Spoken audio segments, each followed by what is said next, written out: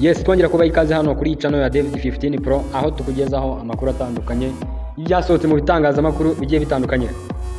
Amakuru yacu uyu munsi rero reka tuyahere mu gihugu cy'Ubwongereza, aho iki gihugu cyavuze aho Ubwongereza bwavuze yuko bwiteguye kohereza ingabo muri Ukraine.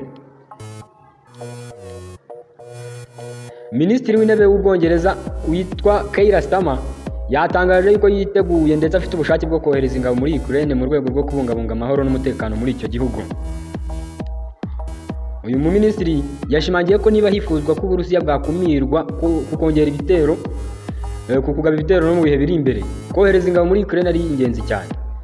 Ni amagambo yagarutseho mbere yo kwitabira inama y'igitaraganya n'abayobozi b'ibihugu by'i Burayi yabereye i Paris mu Bufaransa kuri uyu wa 17 Gashyantare 2025.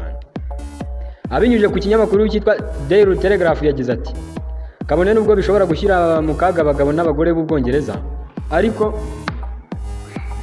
ariko ndiyumvamo cyane ko ari inshingano. Uburyo bwose bwafasha mu kugarura umutekano muri Ukraine ni ugufasha umugabane wacu." Uyu mugabo wakunze kugaragaza ko mu gihe intambara yahagarara Ubwongereza buzakora uko bushoboye ngo Ukraine irindirwe umutekano. Ibyayibayeho ntibizasubira ukundi. Minisitiri Starmer yakunze kugaragaza ko kwinjira mu muryango w'ubutabarane wa OTAN kwa Ukraine ari ihame ridakuka, ariko anasaba ibihugu by'i Burayi kubakira ubushobozi ingabo zabyo kugira ngo bitange umusanzu ufatika muri OTAN.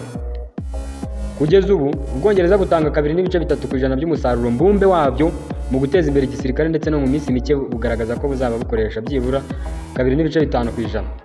Icyakora Perezida wa Amerika witwa Donald Trump aherutse gusaba ko byibuze ibihugu bikwiye gukoresha 5% by'umusaruro mbumbe mu kubakira ubushobozi ingabo zabyo, ibizanatanga umusaruro muri OTAN. Yes, dukomereza hano ku munyamabanga mukuru w'umuryango w'abibumbye Antonio Guterres, aho yavuze yuko atemera ibyo nanga avuga byo kugera Kinshasa.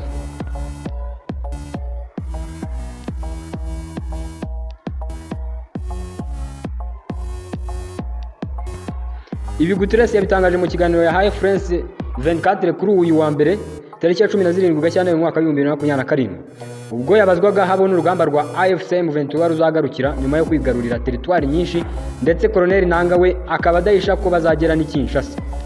Umunyamabanga mukuru w'umuryango w'abibumbye yavuze ko amagambo Colonel Nanga yatangaje yavuze ko ashaka kujya mu murwa mukuru kuri we ari ukwikinira cyangwa se ibyitwa ngo ni brag. Ni nyuma yo kubazwa icyo atekereza iyo yumvise umuyobozi wa AFC M23 Colonel Nanga avuga ko intego yabo atari Goma cyangwa Bukavu ahubwo ari Kinshasa. Asubiza umunyamakuru wa France 24 Marc Perelman, bwana Antonio Guterres yagize ati: "Fanga uyu munyamakuru yitwa Marc Perelman niwe wabazaga Antonio Guterres." Guterres yamusubije ati, yagize ati: "Ni ukwikinira, simbyemera rwose, byaba ari ibintu bitemewe na gato." Nyuma yo gufatwa kwa Goma, murwa mukuru wa Kivu y'Amajyaruguru, Colonel Nanga umuyobozi w'ihuriro AFC M23 yasezeranyije ko azakomeza urugamba rwe kugeza Kinshasa. Byongeye kandi mu itangazo rigenewe abanyamakuru ryashyizwe ahagaragara kuri uyu wa mbere ushize, AFC M23 yasabye abanyapolitike batavuga rumwe n'ubutegetsi n'abaharanira imibereho myiza y'abaturage kwitabira impinduramatwara yatangijwe na AFC. Tunyarukira hano mu karere ka Kamonyi, aho umuyobozi mu kagari yafunzwe akekaho kwakira ruswa y'ibihumbi 100.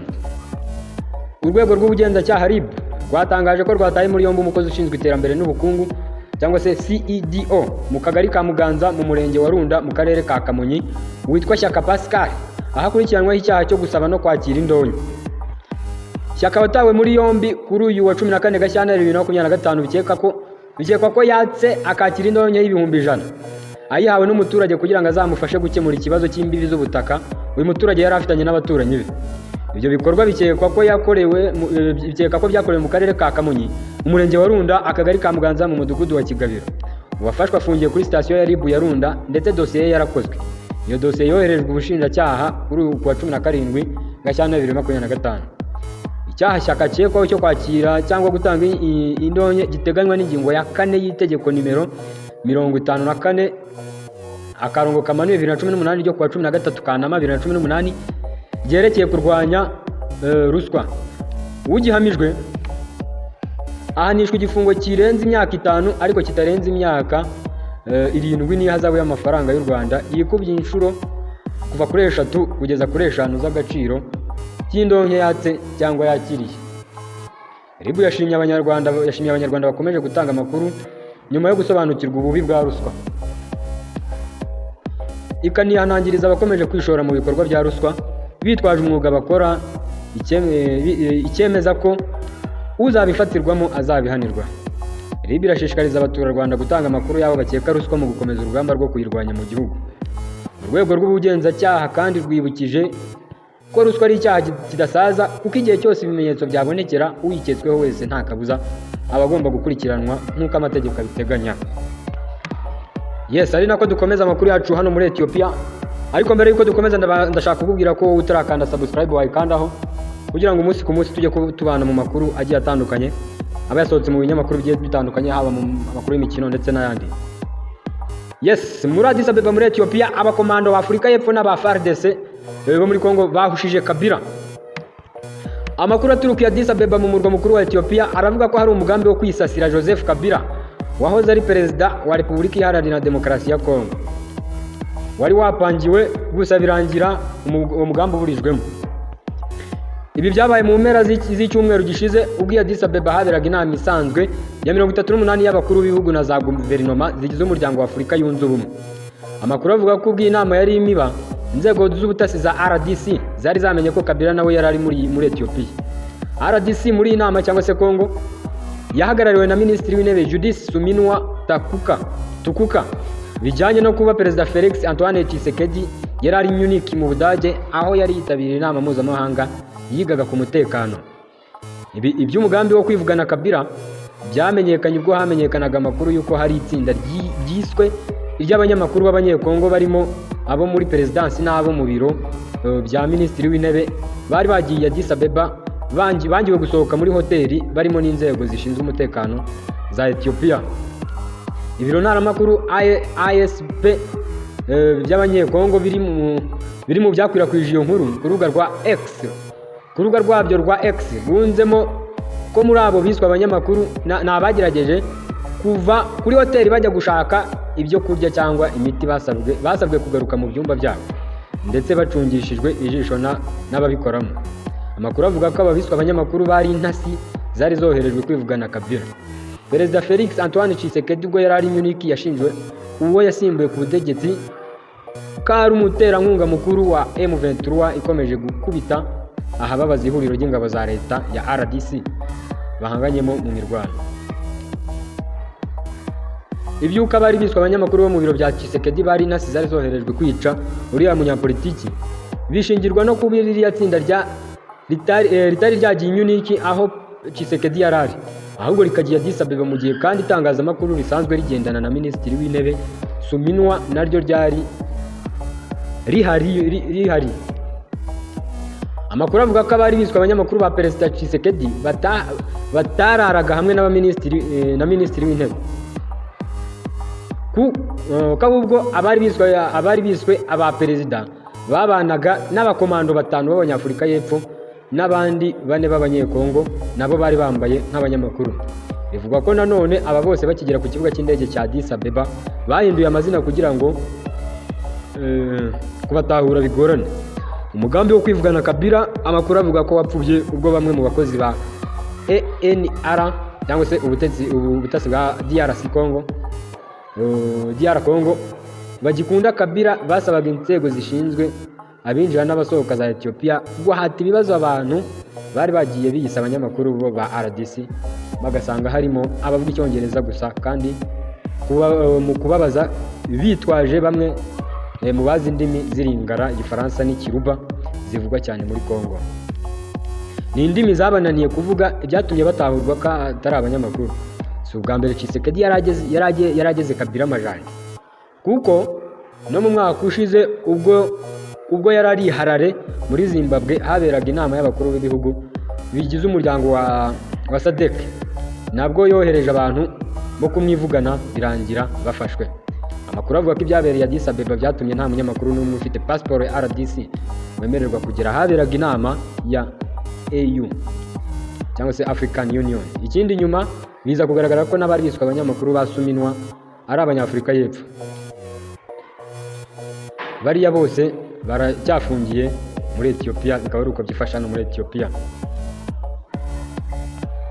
Yes, dukomereze hano muri Kongo noneho, muri umujyi witwa Uvira. Ituze ryagarutse nyuma y'imirwano ya FARDC na Wazalendo.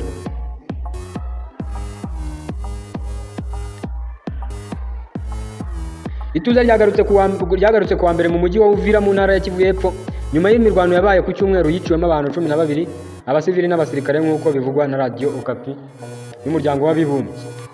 Iyi mirwano yabaye hagati y'abasirikare ba leta FARDC n'itsinda ry'abarwanyi bazwi nka Wazalendo. Ku cyumweru ku mbuga nkoranyambaga hakwirakwiriye amashusho yafashwe n'umwe mu ngabo za leta agaragaza ko itsinda ryashegeshwe n'imirwano hagati yabo na Wazalendo. Umwe mu batuye mu mujyi wa Uvira yabwiye BBC kuwa mbere ko muri uyu mujyi hari umutekano muke. Yagize ati Wazalendo na FARDC barimo kurwana. Wazalendo basabye ibikoresho ngo barwane na M23. FARDC nayo yabimye ibikoresho bituma ejo ku cyumweru barwana. Uyu mugabo utifuje gutangaza amazina ye yongereye ati nyuma y'aho uyu munsi ubwo hari yavuga kwa mbere habaye agahenge gatoya, ariko mu mihanda nta modoka, nta bantu batambuka mu mihanda, urebye nta kigenda, nta mahoro ahari. Amashuri yafunze, ubucuruzi bwafunze, abantu bafite ubwoba.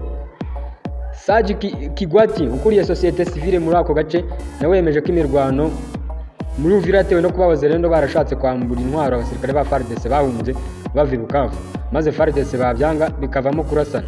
Kigwati avuga ko kuwa mbere hagarutse ituze nyuma y'imirwano yabaye ku cyumweru. Nubwo yemeza ko ibi bintu bikifashe nabi muri uyu mujyi wa kabiri munini mu ntara ya Kivu y'Epfo. Umuturage wavuganye na BBC yavuze ko muri Uvira nta buyobozi bugihari,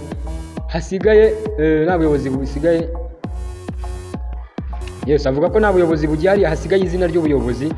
Urebye barahunze bagiye i Karemi, abandi bagiye Bujumbura. Abategetsi b'intara ya Kivu y'Epfo bakoreraga i Bukavu bizwi ko mbere y'uko uyu mujyi ufatwa mu mpera z'icyumweru gishize bahungiye i Uvira. Ibyo uyu muturage yavuze ko bakomereje i Karemi. Ibyo uyu muturage avuga ko bakomereje i Karemi, BBC ntiyabashije kubigenzura mu buryo bwigenga. Amakuru atandukanye avuga ko abarwanyi ba M23 bakomeje kumanuka bava i Bukavu basatira umujyi wa Uvira. Ibyaba banyirwanyi bo bataremeza. Amashusho amwe yashyizwe ku mbuga nkoranyambaga yerekana ko abaturage bahitwa Panzi mu majyepfo ya Bukavu bakira aba barwanyi. Andi mashusho yafashwe agaragara ko abaturage bavuga ko bageze ahitwa Nyangezi ku nzira yerekeza i Uvira.